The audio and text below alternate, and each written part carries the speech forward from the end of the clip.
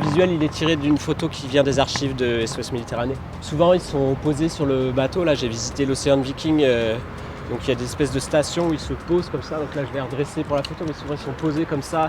Parce qu'ils passent des heures avec ces espèces de grosses paires de jumelles à observer et scruter l'horizon, et observer la mer et voir s'ils trouvent des personnes en détresse. J'ai créé un projet il y a quelques années qui s'appelait Fragments de voyage, qui parlait de la situation des gens en migration, donc qui était très tourné sur l'aspect humain des choses. J'ai réalisé une première fresque avec SOS Méditerranée sur la Canebière à Marseille. Et quand j'ai appris que la publicité était interdite en front de mer, je leur ai proposé de faire une fresque là, sur ce mur. Historiquement, il y a eu une publicité pour Adidas avec le portrait de Zidane, donc ce mur a été très connu pour ça. SOS Méditerranée, c'est né à Marseille. C'est une ville qui a toujours été tournée vers la mer, qui est une ville d'accueil.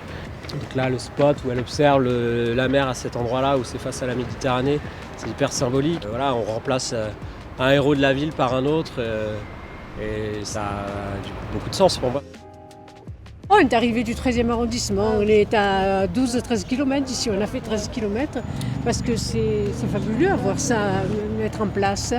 C'est une cause que vraiment ça fait de la peine, on est un peu dépassé, mais c'est vraiment quelque chose qui touche tout le monde. En passant, on a vu la fresque et c'est impressionnant comme il monte le long de la paroi pour la peindre.